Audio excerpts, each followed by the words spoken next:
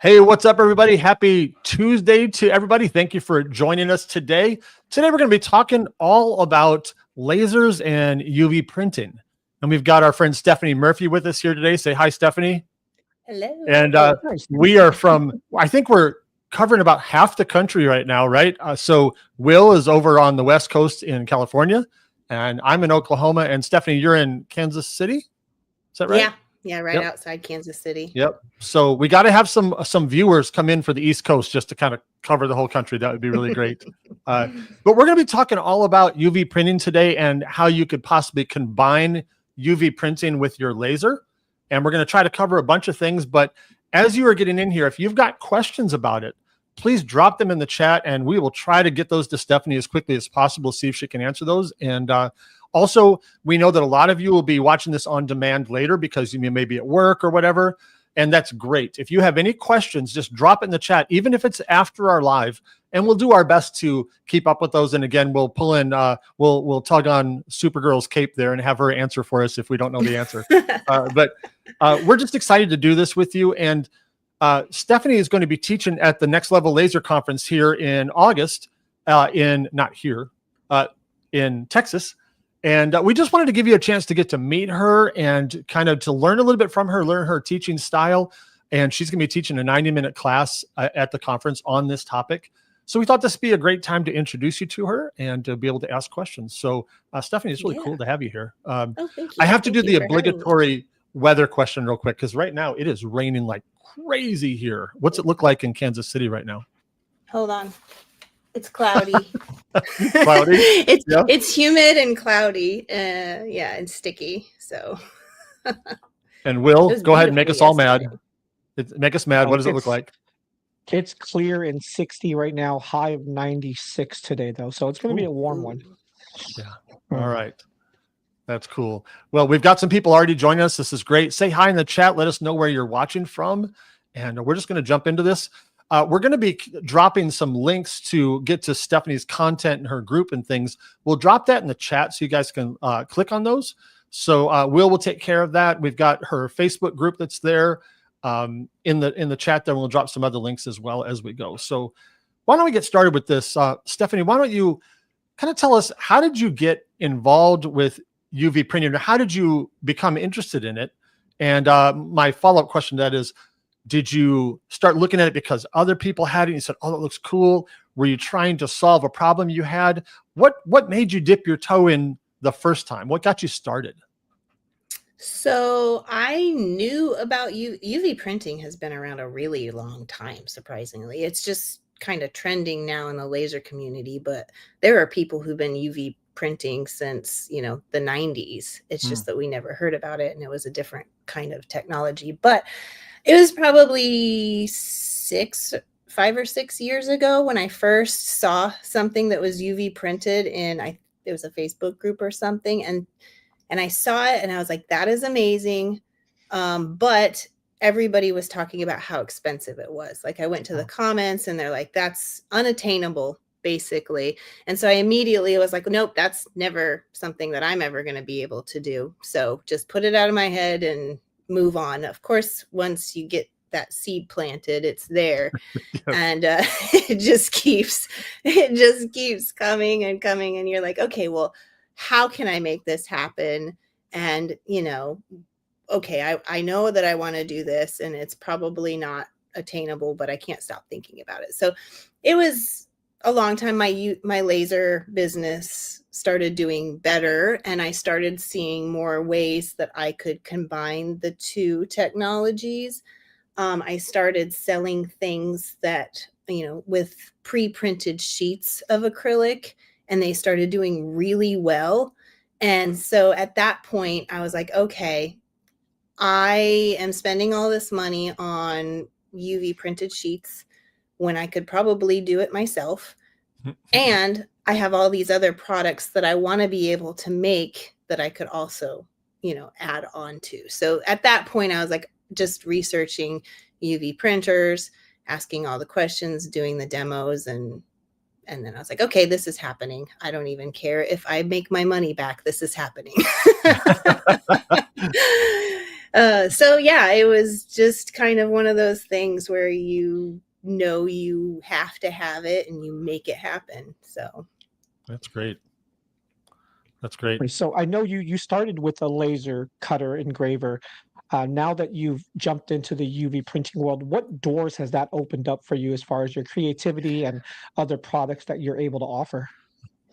yeah, so a little backstory. I had an idea of what I was going to use my UV printer for, and that was probably going to be earrings because earrings were doing really well at the time. And I'm like, I can just start making my own designs instead of using all the same patterns everybody else is using, and print kids' baseball pictures on their mom's earrings and things. So that was in my head what I was going to do.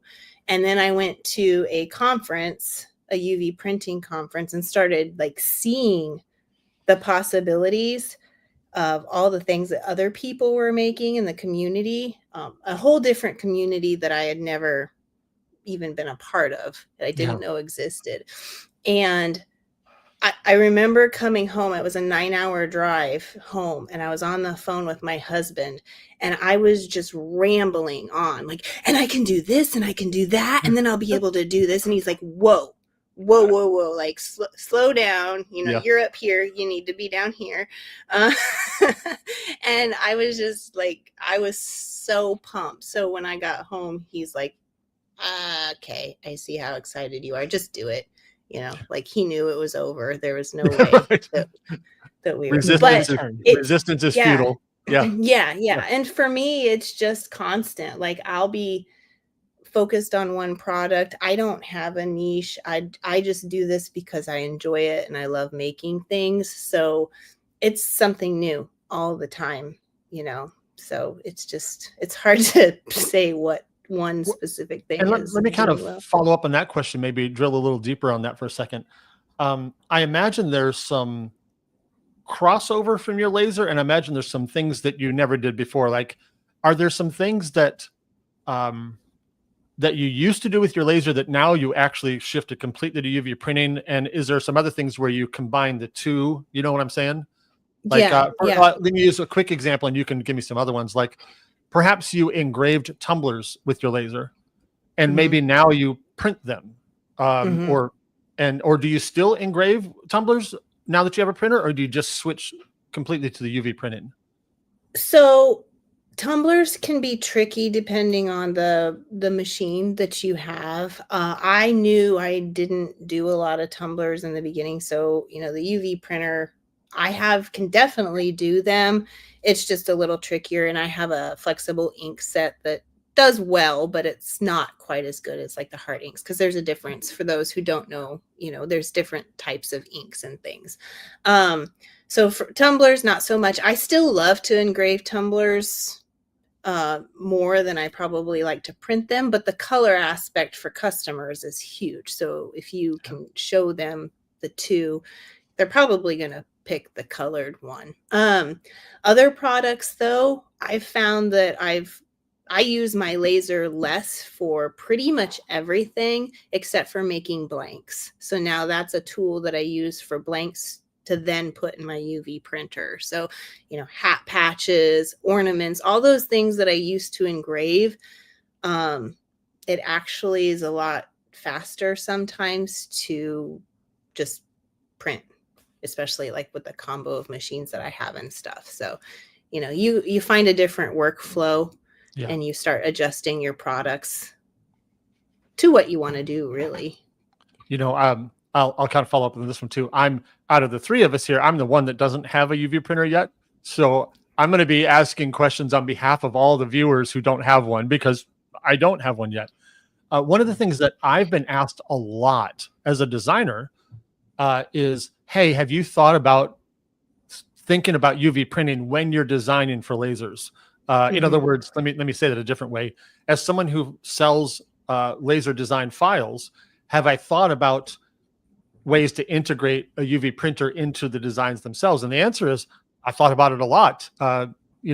Whether I just make up something like, if I design a sign that's made to be cut with a laser, would I now start maybe also including maybe some printable things that go with the sign? And the answer is, yeah. I haven't started that yet, but I've thought about that, to make something Mhm. useful for UV printer only, laser only, and the combination of the two. So I'm excited about thinking about those opportunities for everybody out there who's at different levels or different types of machines and combinations. So I'll ask this, Will. I'll take this one, and you can take the next one. Since I don't have one, I don't totally understand it. Mhm. I know it's a printer. Well, I get that, but could you possibly? I'll put you on the spot. No pressure here, but uh, could you explain to me as a layperson maybe the difference between a UV printer, what it's doing, versus maybe a sublimation or an inkjet printer for that matter? Uh, how does it work in ways that I can understand? Yeah. So UV printer is actually still an inkjet printer. It's just dispersing UV curable ink. So like a resin type ink material onto certain substrates. And then it's just cured right on there. So it's Okay. stuck for the most part. Sublimation is a just completely different process. Really, the only similarity is that you're adding color. Sublimation is just an ink that turns into a gas and then it absorbs into certain types of material. So you have to have a very specific material with a layer that will take that type of ink. Okay. So a lot of people try to compare the two, sublimation. Should I choose sublimation or should I choose UV laser? And that's kind of a loaded question because they're very, very different. Hmm. Um, and with sublimation, which I have done, I didn't enjoy it, but there's a lot more to it. It takes a lot more time. You have to print your design. You're limited to certain materials, and then you have to take the time to apply it. You have to have a heat press to apply it. UV printing is actually direct to substrate. So that would be your flatbed UV printer. And that's what most people think of when you say UV printing, but that's Mhm. not what you're limited to. There's roll to roll UV printing, which is like roll materials. You think your stickers, vinyl, posters, banners, things like that. That can be UV printed. And then there's like UV DTF, which isn't the same as DTF. Hmm. UV DTF is what you see where people print and then they take the sticker and they stick it on like a tumbler and it adheres versus like a garment or something like that. So there's lots of different forms of UV printing. But like I said, most people think of flatbed, which is you're just printing directly onto the object that you want the design to go onto. I That's hope really that good. makes sense. Yeah, Yeah, it's a and lot of also information. I'll say this on behalf of everybody during this live or anytime. Never feel dumb to ask a question because you're never alone. And I will say also in our industry, like any industry, there's a bunch of acronyms like DTF, and stuff like that. Mhm. Even UV. If you don't know, just ask. It's okay. If you don't know what that means, don't. Like I remember not. I won't tell you how recent because it was very recent, but when I kept hearing people say B to B, I was like, what is What that? is B2B? Yeah, Google real yeah, quick. you're right.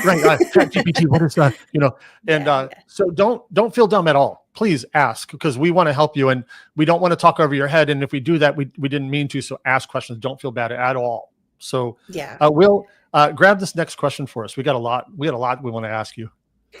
Yeah. So, well, first I had someone ask said you can use a ton of sublimation blanks on UV Mhm. printing, so that opens you up to a lot of different blanks that you can print on. One question that I know I had when I was looking at UV printing was the process of combining UV printing and lasers, and what the typical workflow would be. Do you typically cut, say, blanks of keychains or earrings and then print on them, or do you print then cut? And how does that process look for you?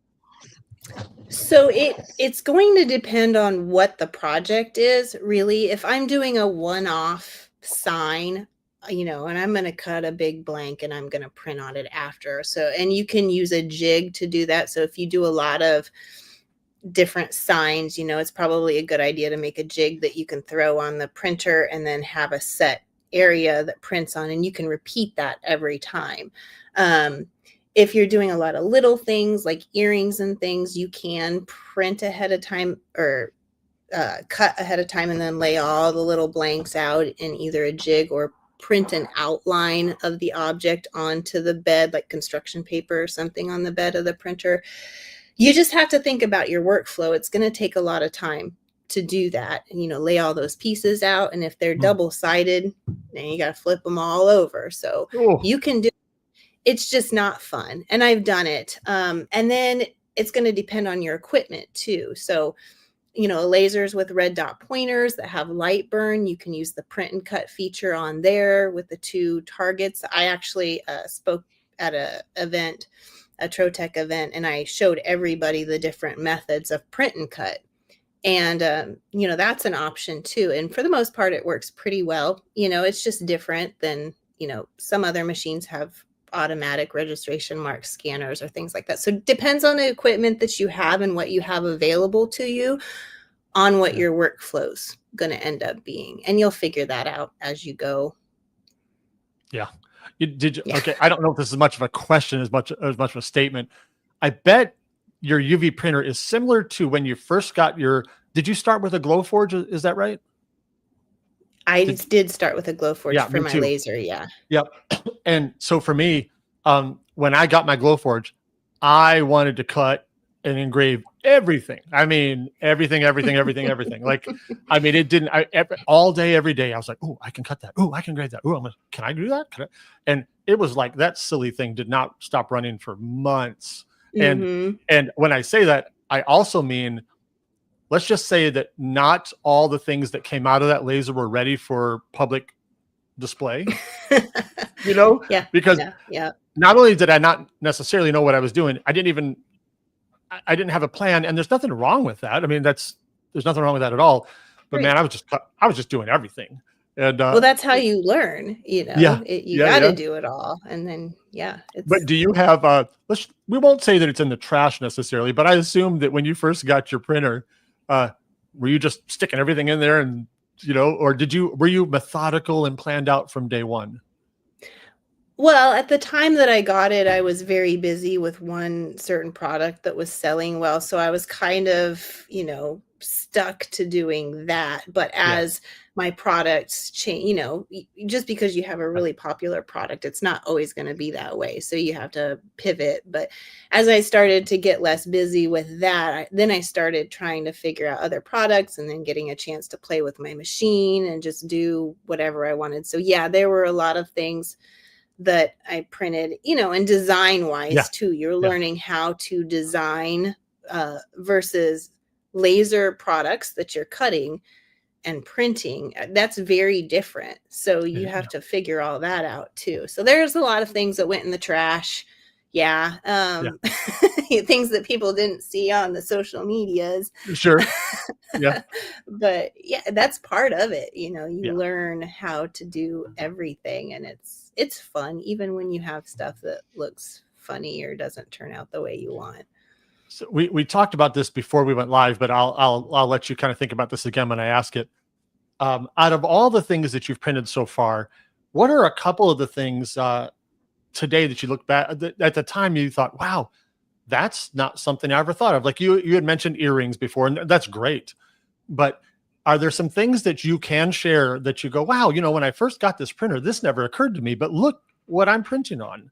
Is there just some interesting and odd or different things that never occurred to you that you've since printed on with the UV printer? Not me personally. I've stuck to the more traditional products. One of the things that I do really enjoy printing on is like leatherette and hat patches. And, you think just one layer print, right? But you can do textures and build it up and make it look almost 3D. And you can do it on other products too, where you can, add glosses to certain areas of the print. I did it on, a fish, what did I print? Oh, a little koozie, like a can cooler. And then I just added gloss to parts of the fish to make it look really cool. So it's not even necessarily the products, but the different techniques that you can do with products. And then, of course, there are other people in the industry that are printing on just insane things that I would never even fathom printing on. I don't even know all of them. Oh, sure. Absolutely. Well, I'm going to jump in for one more question here on the design side. Stephanie just made me think of this. as a designer, are you, because I've never done it before, from the UV printing side, would I still be using a program, for example, like Photoshop or whatever your favorite design program is? First, that's my first question is, Mhm. would I design the color print in a program like Photoshop? And then my second question is, you mentioned like a gloss layer and that kind of thing. What does my file look like? Do I have different parts for different layers, or talk to me about that process? I know that might be a little bit complicated without visuals, but could you Mhm. explain to me a little bit how that works? Yeah, so it does get pretty complex depending on what you're designing. I most people for UV printing will use either Adobe Illustrator or Corel Draw. Those are the two most popular Does it programs. need to be a vector to print? It's best. Yeah, Okay. yeah. So, Vector is definitely best, and you'll get a lot of customers who send you all sorts of different things, and that's a struggle in itself. It's Yes. very difficult. Photoshop is really great for adjusting, images like photos of people if you're going to be printing that or creating the layers that you're talking about. So, with UV printing, the ink itself is translucent. You can kind of see through it. So if you're printing on a colored, like if you're printing on black acrylic, you're going to have to lay a white layer down underneath of it and then put the color on top. Like So a you have to, primer of sorts. I mean, right? And not a yeah, primer, but just a plate. A lot of yeah. times they'll call it a plate. So I'll call it a white plate, and you add that, or you can do a primer plate, which is something different. Uh-oh, Hmm. where'd Mark go? I'm still here. It just Okay. carry on. Yeah, so you add the plates that you need as you go. If you do a gloss layer on top, you have to add that. And Photoshop is really good for creating those layers. Nice. Well, we'll let Mark get back to getting his video connect. It's funny as we were talking about tech right before we came live, that inevitably something always happens. I had my power turn off on me for one live. In the middle of live, all my power went out. Yeah. Ooh, Yep. new camera, new angle. Yeah. You carry on. Don't look at the man behind the camera. So, when we talk about customers, oh, there you go. Talk about customers and UV printing. Now that you have a UV printer and you've incorporated into your business, do you tend to find that your existing customers are now expanding what you make for them, or have you found a whole new subset of customers on for the new products that you might be carrying? Yeah, so I think that's one thing that a lot of people struggle with, honestly, is finding their market and being able to market those products. So if you're used to selling laser engraved products, your customers aren't going to know anything about the color products that you can offer. So it's really on you to be able to promote that and let them know what's available and let them know that that's an option and really push that product. Because I've seen people who've bought UV printers and they have no idea how to market it. They don't know how to talk to the customers about it. And then they come back and say later, well, I don't even use my UV printer. Most of my customers want engraved stuff. Well, Mm.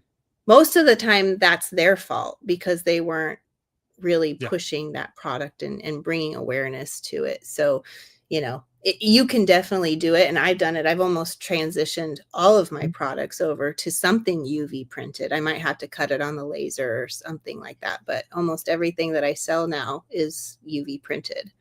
And let me follow up on that one just to clarify too, to ask you your experience. I know everybody's experience might vary, but when you think of your customer base you had prior to your UV printer and your customer base you have now, is it a mix between your laser engraving customers who just added your ability to UV print and then also people you never had before that you gained since? Is it kind of a mix between the two?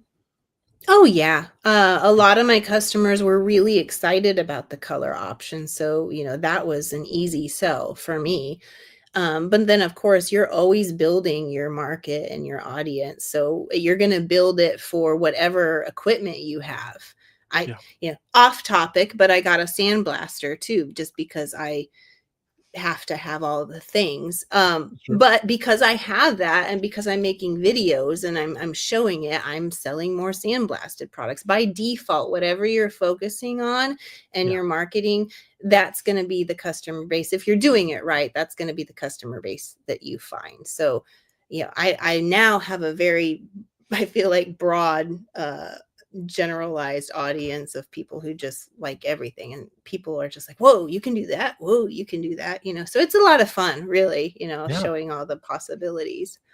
And I'm not sure how to phrase this exactly, but your average end customer, I know throughout your customer base, you've got people that know a lot about the process, people that know nothing about the process, and a lot of them don't care as long as what you sell them is what they wanted, right? Like they don't really care how it Mhm. was done.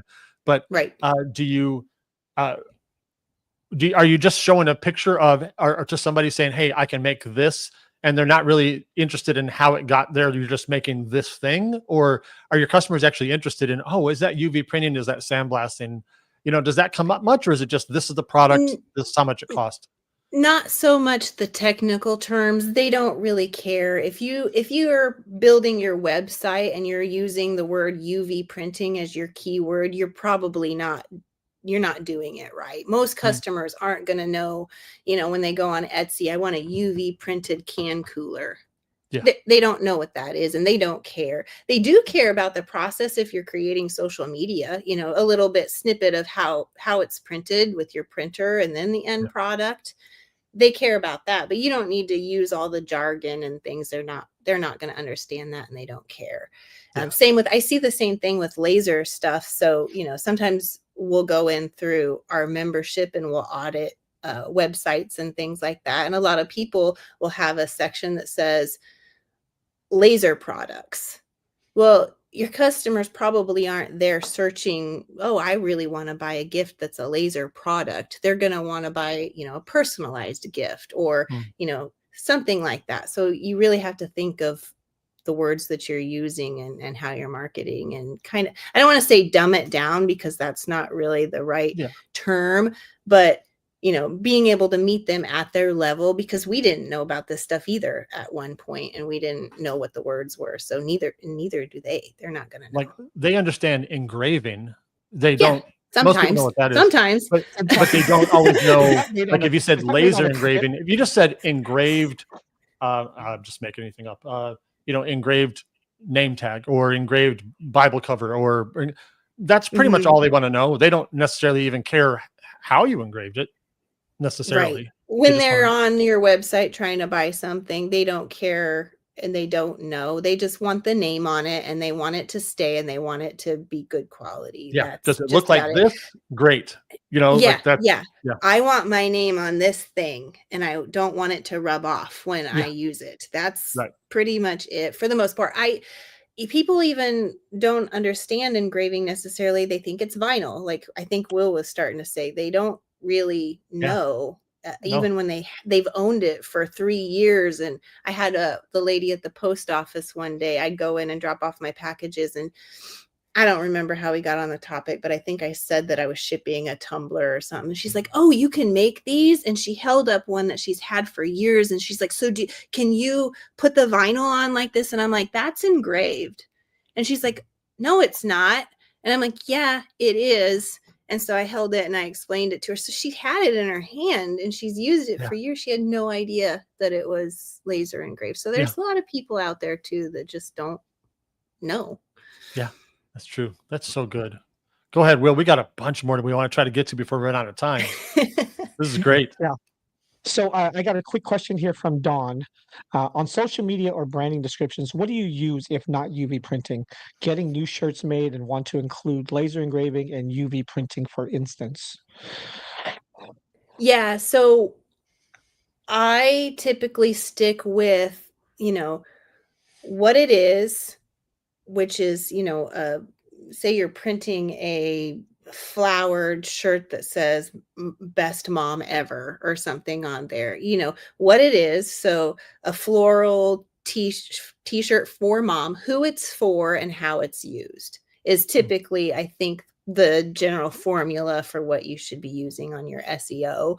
And like think about when you're searching for a product, what do you type in? You can even go into the bar up and start typing, you know, floral t-shirt and see what's kind of trending based on what pops up. But yeah, you don't really want to use those terms, because when you're looking for a shirt that has a design on it, are you typing UV printing usually, or did you before you knew about UV printing? Probably not. So really kind of think about how you would search for something if you were a customer that didn't work in the industry, is kind Now, of how I I'll do add a it. thought of mine, and I would, if you disagree, I would really like to hear that for sure.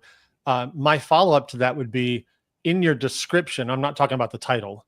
In your Mhm. description, I think it's probably important to mention how it's made at some level, so that there's not a misunderstanding. Like, and I'll choose any topic. Like, it could be like, let's say it is a vinyl t-shirt. Mhm. We don't Mhm. want to imply that it's something that it's not. Uh, Right. you know, so that's important, because maybe they think it's one thing and it's not, and I'm just make something up. They wash it when they shouldn't have, or they, you know, they do something that, had you had shared that information, that might have made a difference for them. So I think it's important to get some level of detail, but not in the title or the headline or that kind of thing. Do you Right. agree, or do you feel differently? I agree. I think we're kind of talking about two different things. So if we're talking about SEO and we're talking about search, you know, availability and things like that, you want keywords and key Yeah, I terms, agree. and you want your titles to match your descriptions and Yeah, all that mumbo jumbo. But when it comes to customers and just making them aware of your product in your description, yeah, you want to make sure that you have, and you don't have to say necessarily UV printed, but I like to say full color printing. This, I'll even say this isn't vinyl, you know, yeah, something like that, because a lot of people might think it is, or, you know, just yeah. it's a selling factor, number one, but number two, it just really tells exactly what is it. And you should be including your care instructions too. So, you know, whatever the process is that you're making, if it's vinyl, you're going to tell them not to wash it. If it's, you Yeah. know, stuff Yeah. like that, you just really need to be including your care instructions based on your That's really good. products. Yeah, thank you Mhm. for that. That's great. Yeah. We'll So, go ahead, no, grab, man. yeah. I'm So trying not to just get I so know, excited about all these. Go ahead. I know, you know, Stephanie, like you're a leader in the community, and people ask you a lot of advice all the time. And I'm sure you get this question a lot, where they say, "Hey, I run a pretty successful laser engraving business, and I want to jump into UV printing, but I'm not sure when the right time is." What advice would you give to people on when they should consider taking that jump? Because it is an investment in new equipment, new time, new skills learned. When you get that question, which I'm sure you get a lot, what do you Mhm. tend to tell people? I tell people you have to have a plan. You know, don't just jump into any purchase of equipment just because it's popular. You see a lot of other people doing it. You see, you know, influencers saying, I'm making a ton of money with this. You should buy it too. Or, you know, you see me having a great time with my sandblaster or my UV printer. Don't buy it because of that. You have to make sure that it fits your product, it fits your business, it fits your customers, and it fits your budget. So, Yeah. you know, people will jump into purchasing equipment and maybe they want to finance something, which is fine. But if you have to think about, okay, if for some reason I can't make 3 months of payments, do I have a cushion that I can be able to, you know, still pay for that machine? I don't want to be sweating it, freaking out if I can't make a payment. So you really have to think about your own situation and have a plan. And not to say that you any time is really ready. I mean, I when I had my Glowforge, I probably should have upgraded that a lot sooner than I did. I drug it out for a really long time, not really understanding the possibilities with having something faster and being more efficient, and how you can actually make more money. You know, you might have to spend a little more, but you can make more money if you're producing faster. Mm. Or you buy a UV printer, you can make more money. But you have to have marketing skills, and you have to be able to get those products out there. It doesn't matter what equipment you have. If you can't market it, it's just not going to work for you. So you have That's right. to really have a plan and know how you're going to get your products in front of your customers, regardless of what it is. I have And a to question follow up about on that, to follow up on that, would you recommend for someone who is thinking of jumping into it but not ready to make the full financial commitment to it, outsourcing? I see a lot of people say, yeah. "Hey, at least in the beginning, outsourcing to someone who can produce the UV-DTF transfers or things of that Yeah. sort." Would that be a good strategy to see if you're actually marketing properly, you're getting products out to customers and letting customers know that you can now offer full color items? Oh, absolutely. I see that a lot in the hat patch industry now. A lot of people who make hats don't have a UV printer yet. I have a ton of customers. I love UV printing hat patches. I can toss a whole sheet on my UV printer and toss it in the laser, cut them up and ship them. And that's the best. I don't have to make the hats or anything. So I love doing that, and I know I have a lot of customers who like having the access to the printed leatherette. They can test their customer base, maybe make their customers aware that it's an option and build that interest before they purchase something. So I see that a lot. That's great. That's great. Mhm. I had a question about the type of customers and price points. Let me see if I can phrase this correctly.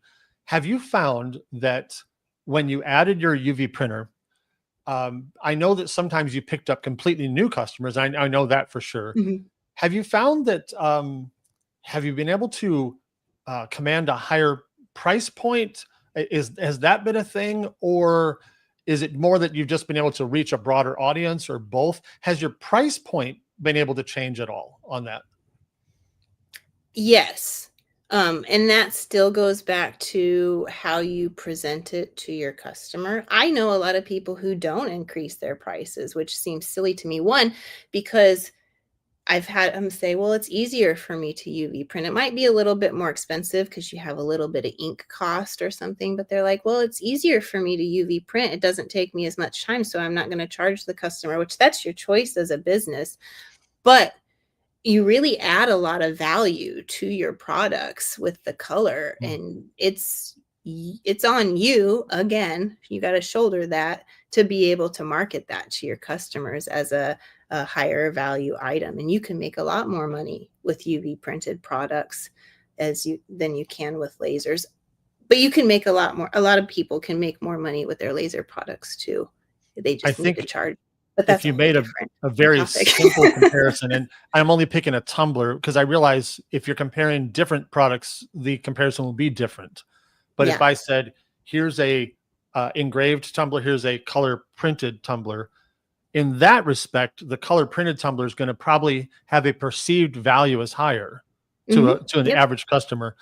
Whether or not it Exactly. actually costs more to you or anything like that, they don't. I have to teach this all the It time.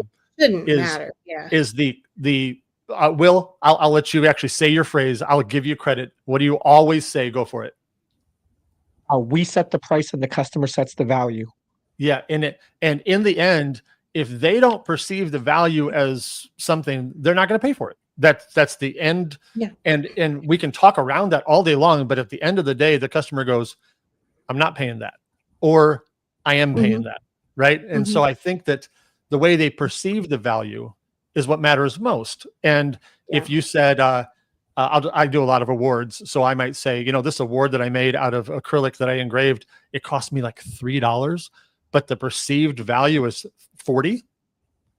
And a lot of people will say, "Oh, well, if you use a job percentage calculator, blah blah blah, it'll end up being $12." And I go, "Yeah, but the perceived value is 40." And I Yeah. think the You can similar sell thing is, yourself short really easy doing that.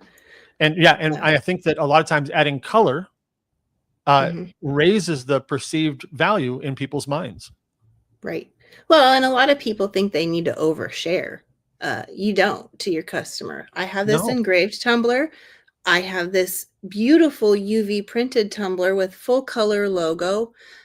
Number one, people spend a lot of time coming up with their logos and they're very attached, and that's their brand. yeah, So you can reflect that brand a lot more easily. There's more emotional attachment to that, or a photo, an engraved photo versus a full color photo.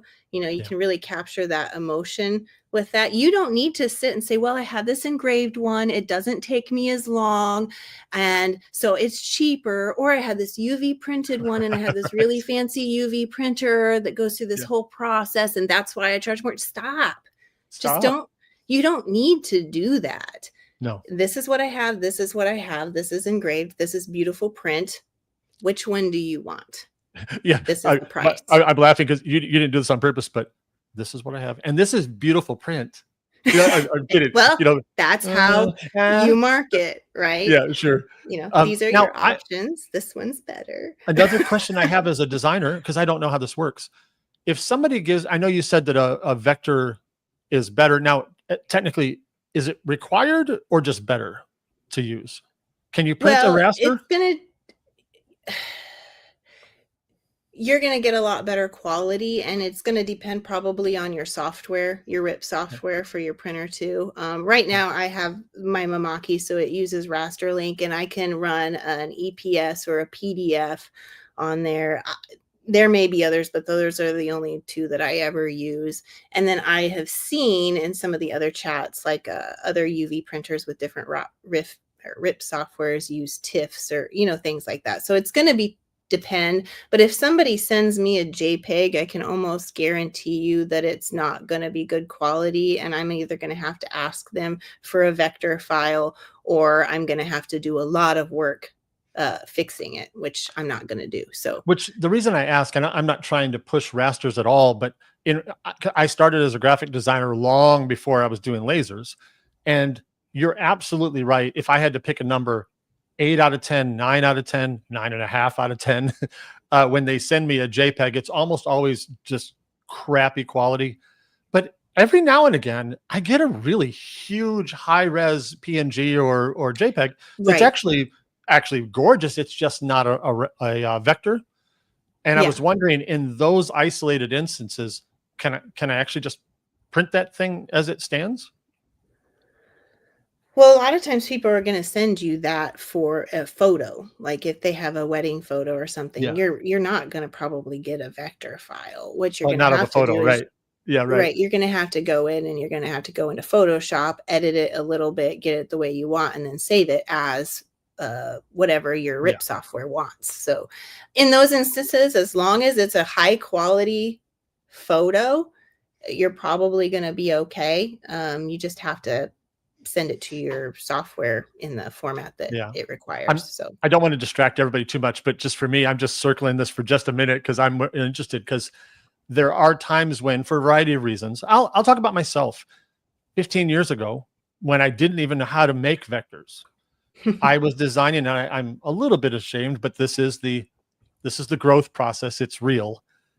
I was actually making logos for people, and I didn't know how to do vectors, so I wasn't making vectors, but I was making huge high-res rasters. And so there are millions of people out there that have great logos that are full color but no vectors.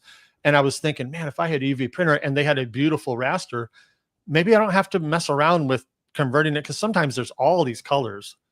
And it's like, I can do it, but man, it's a lot of work. So my thought was, man, when those people have those good quality JPEGs, could I actually print, or PNGs or whatever, could I print those? So I don't want to waste too much more time on that, but my brain was like, ooh, every now and again, I don't have to mess with that. That would be great. If it's high res photo, you're just going to have to convert it to the format that your printer wants and then print it and see. So a lot of times if somebody sends me something and I'm not sure how it's going to turn out on, an ornament or a leather patch, I'll print it on a little transparency film first.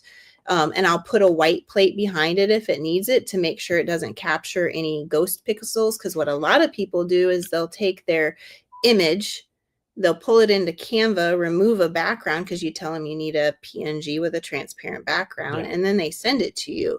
And it looks okay till you zoom it in or you put a black background behind it, and then you can see all those little pixels around the edge. Well, when you put a white plate behind it, because those pixels exist, it's going to put white. So when you print it, you're going to see a fuzzy white outline around there. So you have to be able to learn how to edit those, because you're going to get a lot of them.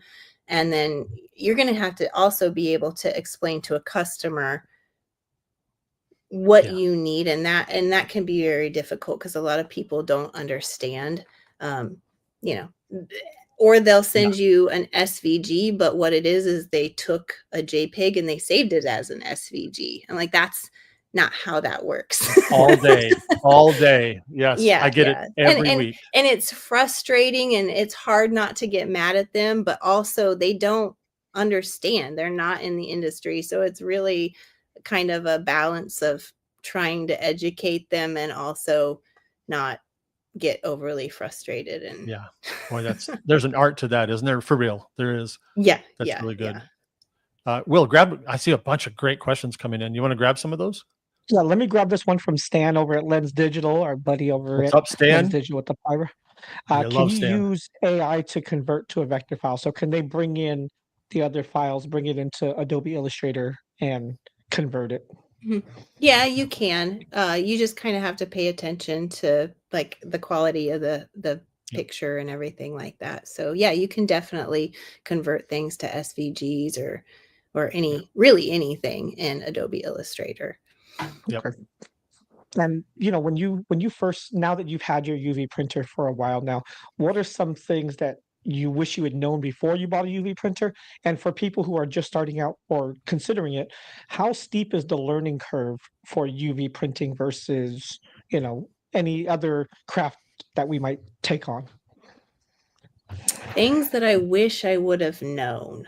How big of a rabbit hole it's going to be, because once you start UV printing, there's just, okay, now you got a UV printer that's a flatbed, and oh, now I want to roll to roll. Oh, now I want to do UV DTF. You have to really have a little bit of self-control.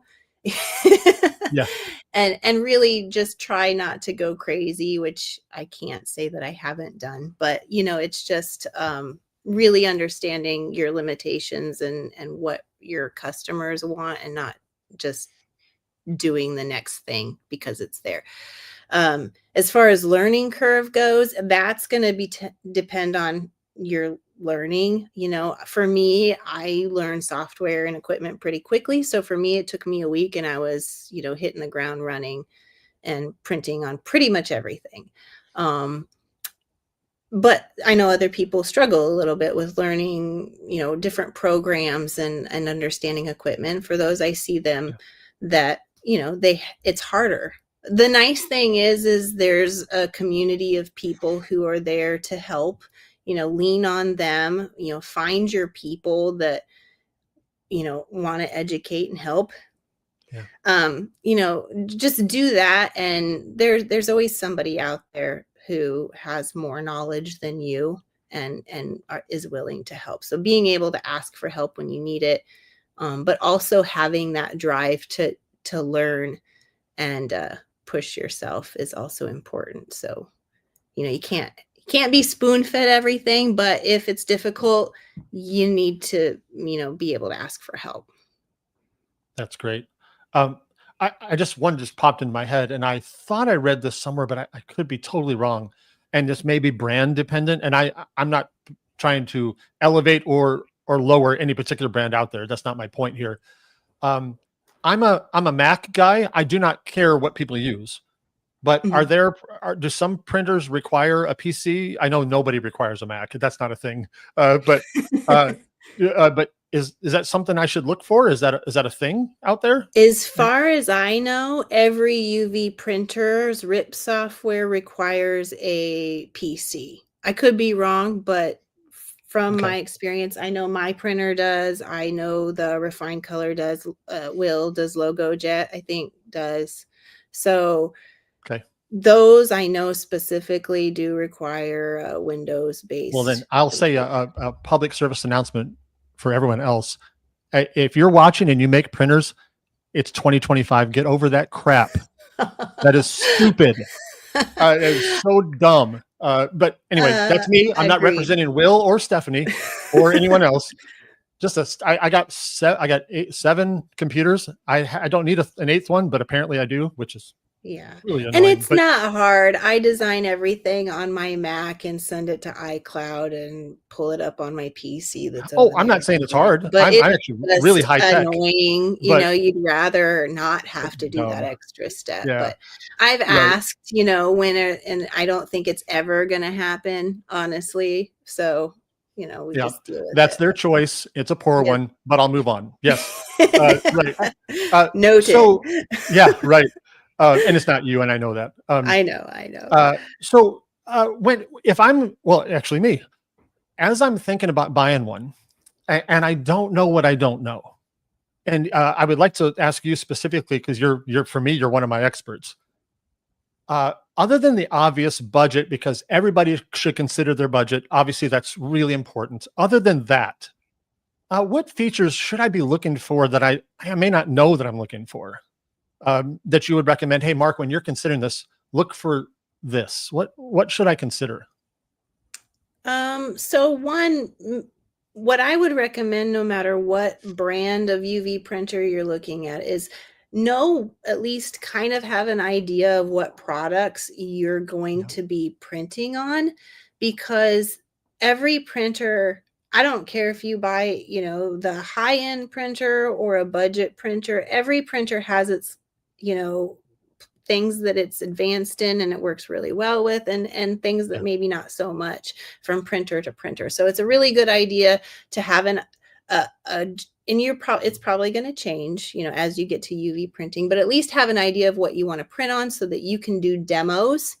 You can go see those printers in person. You can send samples to the Yeah. companies and say, hey, could you print on this? I plan on selling these to my customers. This is my main product.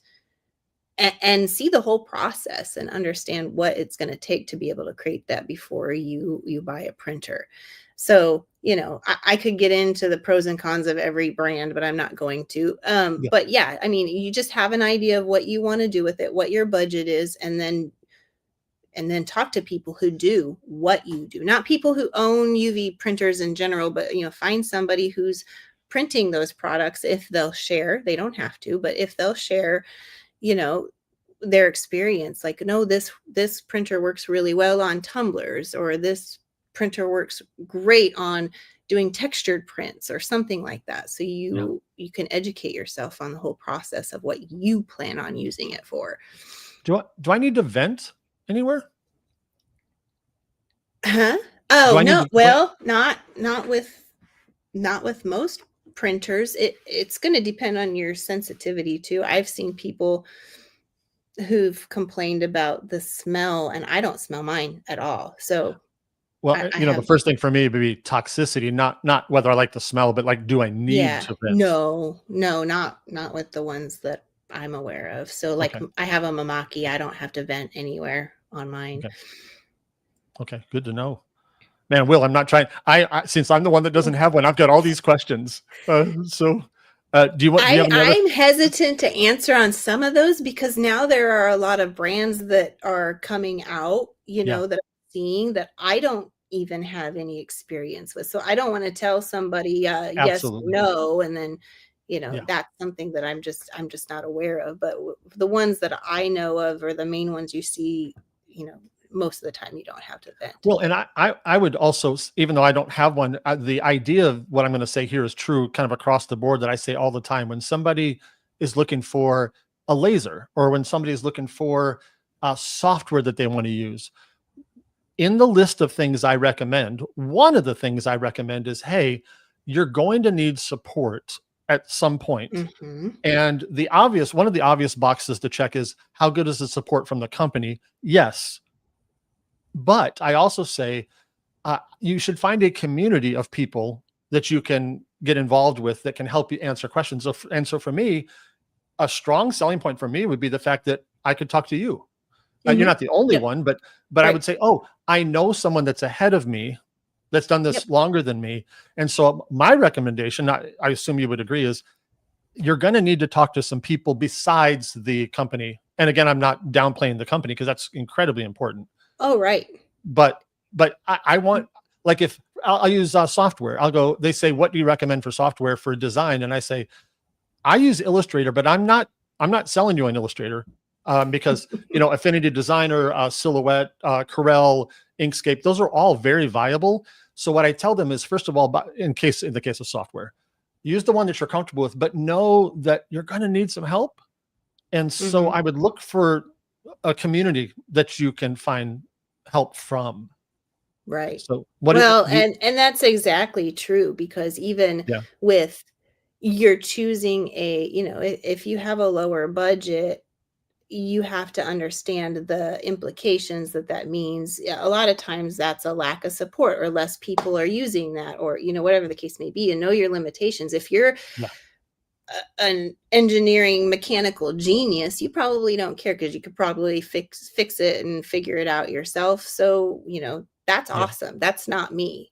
I don't want to have to figure it out. I want to be able to text somebody and have an answer in 5 minutes to tell me exactly what to do, so that I can get back to doing what I want to do, which is printing and making products and making money. So, it's a balance. If you're techie and you want to tinker with things and that's okay for you, then go for it, man. Sure. Yeah. Just the idea of having someone like you out there really makes me feel better, because I am going to want to talk to somebody at some point, and again, I'm not I can't say this enough. I'm not downplaying the importance of the company at all, but just having a user out there that I can ask questions to is really cool. I saw Steven here. I don't know if he wants me to tell this story, but I'm going to tell it anyway. So before I knew much about UV printers, and I was debating on printer brands and all this stuff, I had talked to multiple people from different companies who worked there. And I knew Steve worked for PDS, but I didn't know who he was or anything. And he was telling me some really great things about, Mimaki. And because I say things that I think. And I'm like, well, that's great, but I don't want to hear it from a salesperson. I'm going to want to talk to other people. So I'm like, whatever some sales guy is telling me, I'm not going to. That's great and all, but of course I'm not going to hear the full story probably. So again, I went to conferences. I talked to customers who'd used either multiple printers or had knowledge or were open about talking about things. And I had people who owned Mimakis telling me great things about what LogoJet does, and said, hey, if you want to do this, maybe LogoJet is a good option, or, but if you want to do this, Mimaki is a great option. So, it was really nice to hear from people who had experience in the industry and were open to talking about it, and not focused just on one particular brand or brand loyalty or things like that, because everything has, benefits and pros and cons to them. That's great. Hey, Will, why don't you field the question about maintenance, because that's always a popular one. Yeah, that seems to be the one we hear the most, or big the one. fear, is how hard are they to maintain, and what are some of the things that you hear in the community that are myths, right? Where they're like, oh, well, you have to do this, you have to do that, and I think that turns a lot of people off. Like, I'm never going on vacation because I now bought a UV printers. So talk to us about maintenance of these machines and the reality of actually using it and how to maintain it. So the biggest myth is that you have to print every single day. And everything is going to be machine based. Every machine is different, and the tolerance on what you can do and what the maintenance requirements are. But as far as having to print every day across the board, most of the time I hear from people that's not the case. Okay. Your printer is going to run better, and the better you maintain it and take care of it, and how often it's used when you are using it. So if you're letting it sit for months, you use it a couple times, and then you go on vacation, and then you're mad and said, I can't print, all my white, nozzles are out. Well, what do you think? Or you never maintained it. You went on vacation and you didn't do your maintenance before you left, and stuff like that. So a lot of it lies on your shoulders, but the actual maintenance of the machine is not difficult. I print at the end of the day, I take a little swab around the print heads. I wipe it clean. I wipe the capping station, check my filters if I remember. Sorry, Steve. But, and then that's it. And then once a week, I do a little, 5-10 minute nozzle wash, check everything, just take care of it. And it's going to be good. If you test print every morning, some people don't do that. Just run a quick test print, check your nozzles. If 1 or 2's out, run a little nozzle wash. It takes 5 minutes and you're done. And of course, every printer is different, but from the most part, it just is, it's easier than a lot of people think. A lot of people are really scared of the maintenance aspect of it. So let's just put it in real world terms on the average, on the average day, total time that you're spending all added together maintaining your laser. Your printer. I bet it's short. How much? 5 to 10 minutes max. Total. Yeah. See, that's not a lot. Now think about this. So I've heard people say, my laser is so much easier to maintain. Maybe on a daily basis, you don't have to take 5 to 10 minutes, but I think about how many times I had to take my crumb tray out, spray it with LA Awesome, scrub the heck out of it. It took me an hour to 2 hours, wait for it to dry, stick it back, wipe all the blades off. Like I would rather do 5 to 10 minutes of a little swab around my print head than that. Have all that, Well, so it's just, whatever. If somebody, like for me with my laser, the only reason that the maintenance is so hard is because I don't do it very often until I have to do it. And then it's gross.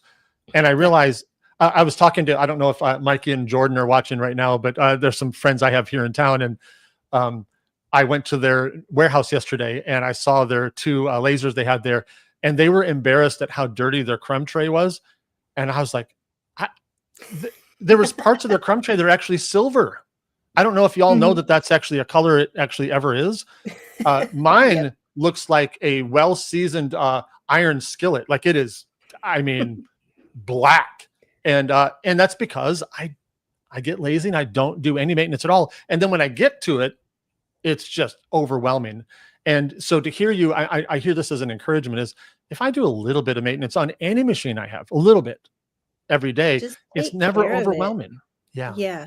Well, here's the saying, and I hope I get it right. I didn't come up with this saying. I can't remember where I heard it, but it's like you take the time to maintain your equipment, or your equipment's going to take the time and it's going to make you maintain it. And it's going to be the most inconvenient time. So just do the maintenance, do the quick little swabs, and then you won't be in the middle of a $3,000 job that has to be sent out tomorrow and have your printer or laser go down and then be like, what happened? Well, that's your fault. Sometimes, not always, but a lot. Sometimes. But yes, an ounce of prevention is worth a pound of cure. Exactly. Yes, check your lenses. If your laser's not cutting through all the way like it normally does, take a little peek at that lens and see what's going on instead of cranking up your power every time and then blasting away until you can't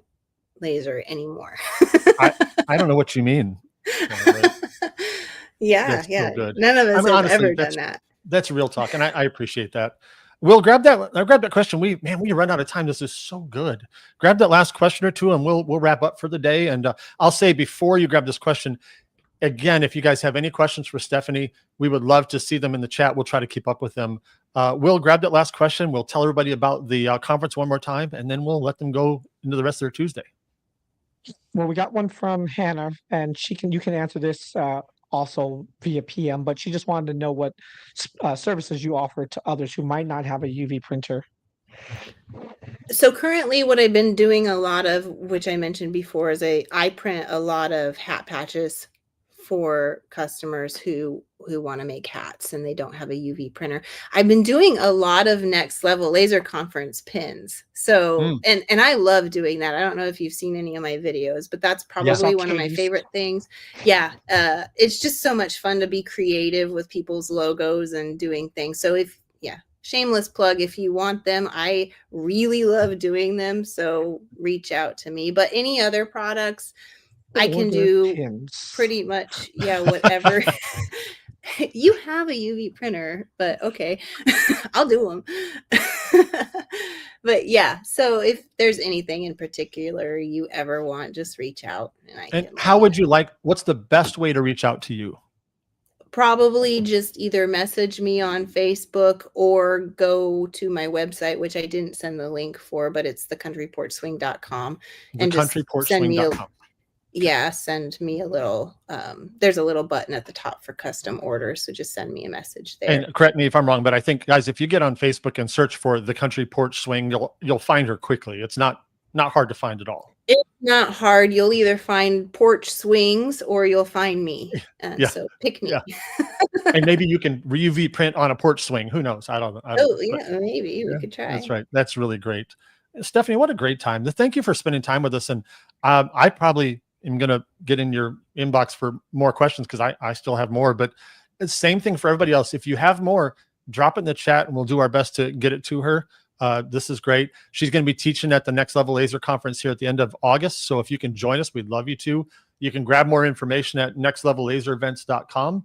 And we would love to help you with any questions you have and direct you to Stephanie and her group and things like that. So what a pleasure. Thanks for hanging out with us. It's been a lot of fun. Yeah, thanks for having me. It's been fun. Yeah, absolutely. We'll let the rest of everybody go to the rest of your Tuesday. Stephanie, stick around for a minute. We'll connect for just another moment before we go. Have a great rest of your Tuesday. Join Stephanie's group if you haven't already, and let us know how we can serve you. Happy Tuesday, everybody. Thank you for coming. Bye.